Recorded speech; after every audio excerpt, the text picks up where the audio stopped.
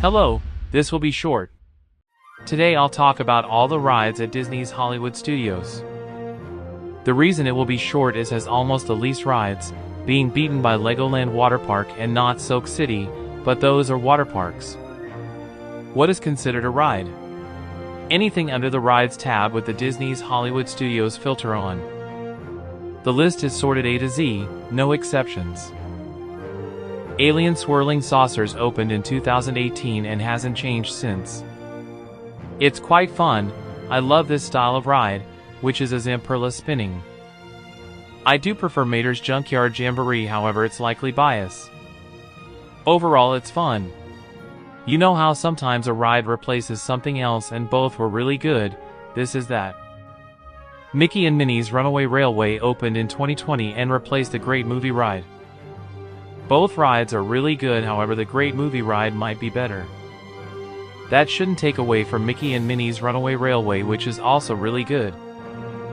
This ride is also cool, but I have a definite decision about it. Millennium Falcon Smuggler's Run opened in 2019 and replaced Lights Motors Action Stunt Show. The only other difference is set for May 2026 to add things from The Mandalorian and Grogu. The show was cool, but Millennium Falcon is fun. I was the co-pilot, and did pretty well. Also, the High Scores Disney World video isn't out, but the Disneyland one will tell you how to get a high score. It's the same ride, just different location. This ride is at all three of the other Disney World theme parks plus the Art of Animation kind of, but I'm covering it here. Play Disney Parks opened in 2018 and are all around the places I listed. Hollywood Studios has the most Play Disney Parks games, but for some reason the game at the Art of Animation is listed as Hollywood Studios, so that's the only hotel, to my knowledge, that's part of a Disney World park. Anyways, the Art of Animation game is some type of coloring. There is Star Wars Datapad, which is a game in Galaxy's Edge.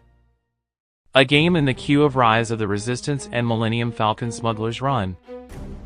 Another Galaxy's Edge game, Batuu Bounty Hunters, a game in the queue of Slinky Dog Dash and Toy Story Mania, as well as lastly in the queue of Mickey and Minnie's Runaway Railway. Geez, this entry is long.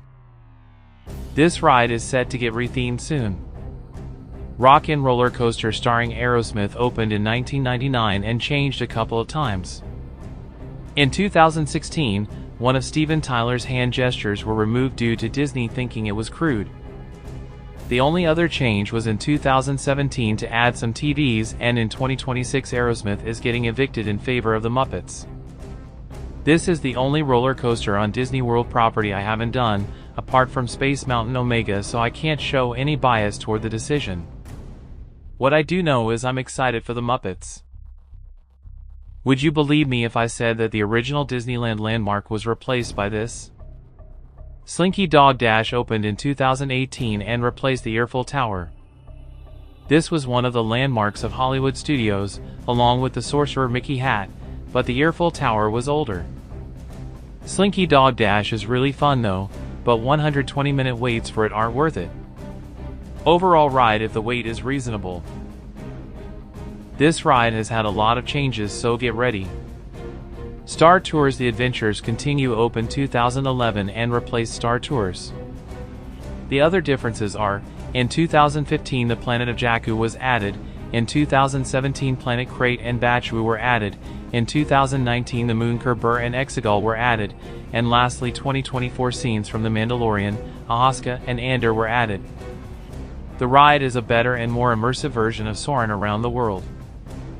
I'd recommend. This ride gets the longest wait times of the park usually.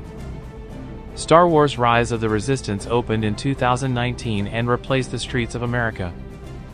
The only other ride that has similar waits is Slinky Dog Dash, but they are completely different types. This ride is really good, it is quite complex and I'd recommend. This ride has some cool history. Toy Story Mania opened in 2008 and replaced Who Wants to Be a Millionaire Play It.